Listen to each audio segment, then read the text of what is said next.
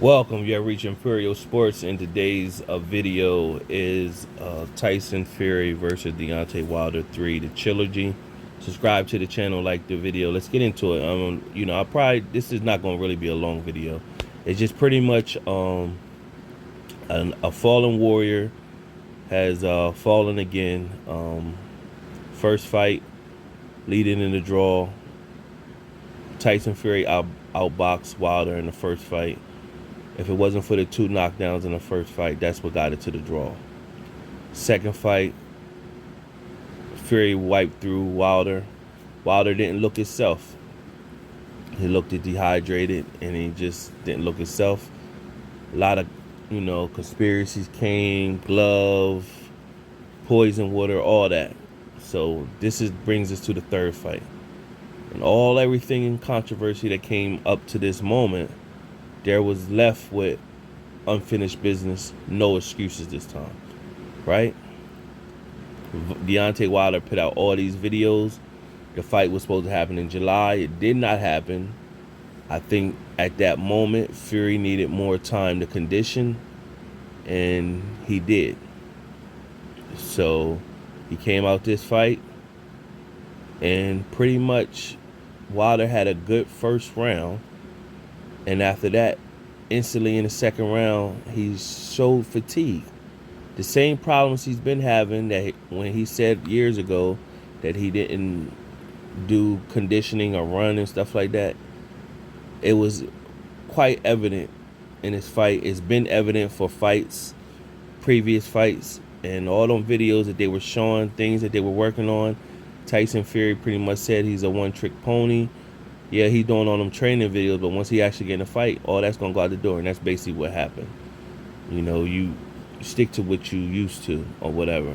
He started out good using the jab to the body, but he was instantly tired in the second round, and he got dropped in the second round. Fury dropped him, so you instantly seen at that moment when Fury dropped him in the second round. Anybody that was watching said they knew at that moment that the second fight wasn't a fluke. They said, oh, okay. He got up, stood tall. Salute to Deontay. He got a heart of a lion. He stood tall, got up on his feet, came back the third round, knocked Fury down twice. Twice in that round. So you, at this moment, you like, oh, he's setting the tone. He gonna get Fury out of here. But he didn't have the gas. He was gassed, man. He didn't have the gas or the bounce that it would take to hit Fury with different angles. He fought Fury's fight. You can't fight Fury's fight because he can outbox you. And that's what Fury did. And, they just slugged it out. Round for round, they slugged it out. And as long as the rounds kept going, Deontay was just more and more tired. And then basically 11th round came, Fury just got him out of there. And the way he dropped, Fury dropped him before that. I forgot, maybe in the 9th round I think he dropped him. They was about to break, and then Fury just caught him and he dropped. And when he dropped, then everybody who was watching the fight, you knew the fight was over at that point. You said, he's gone, he's done. But he got up, salute to him, heart of a warrior, got up on his feet. And 11th round came, he was just totally gassed out. So when Fury finally, this is the picture you see at the bottom, when Fury finally caught him, it was just everything left out of him. He was gassed, and Fury caught him clean, and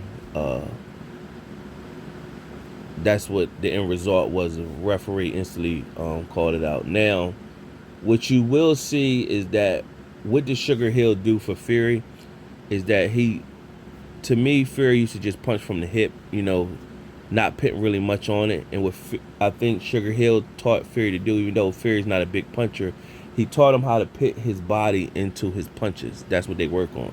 So all that big, massive body he got, he pitting that into like his shoulder and all that into it when he punched. So he's landing on them punches, and that's where the power is coming from. Because they thinking like, well, how was something Fury and he ain't knocked out, he feather fisted, and all of a sudden now he knocking out Wilder. or whatever. Because this was no excuses this go around. And after the fight, Deontay didn't give him no props or nothing.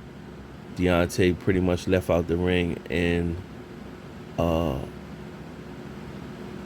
that was understandably so in the second fight. But this fight, people thought you didn't get treated the second fight. So now it's looking like unsportsmanship that you don't, you could do as he want. He's a man, like, F it, whatever. I don't gotta give him no respect. But in the same regard, this was supposed to be no excuses. If he beat you this time, it was supposed to be fair and square. And what it is styles make fights, and then Fury was just a bad matchup for Wilder because he can outbox him. He's long. He's crafty. And 10 out of 10 times they'll fight, it'll be the same fight. No difference. Because what Wilder is, it's not what he is. He don't have what it takes that will make Fury see anything different. And a lot of people that know boxing or watch boxing, pretty much, they're all going to tell you when you're watching videos or seeing them commentating that they seen this coming. They knew it was going to be the same fight or whatever. And basically it was. And this one, only difference is this one,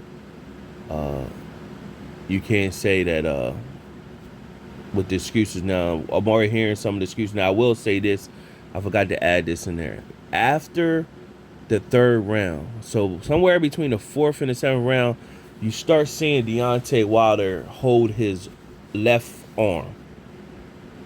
Somewhere he was holding it where signaling something is up with that left arm. So you're going to start to see some reports come out that something was wrong with that left arm or whatever. But I still don't think that was the reason. The main thing, you're going to also hear that when Fury got knocked down, that the count was too slow. You're going to hear that as well. In my opinion, the main thing that caused Deontay to lose this fight, the fact that Fury's just better than him, but his conditioning, for him to be a slender person and look like he could be athletic, he's not. He doesn't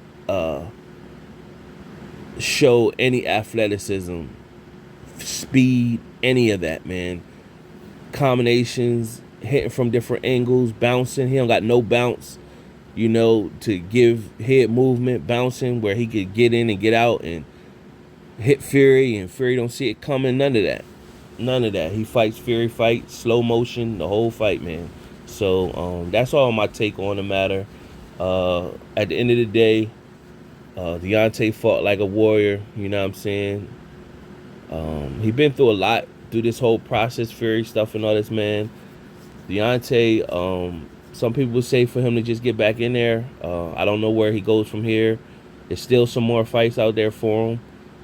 And actually speaking, if I'm going to say this and I'm going to call this now.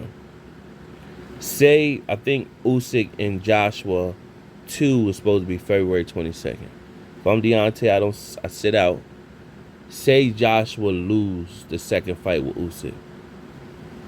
There could be still a big fight, summer of 2022, Joshua versus Wilder. No belts on the line. Still big fight. People are still tuning in just to see. Even though it won't be as big as it would have been when they both was undefeated. But they both got 2 losses now. So that's my take on the matter. Subscribe to the channel, like the video, comment if you feel free. Till next time.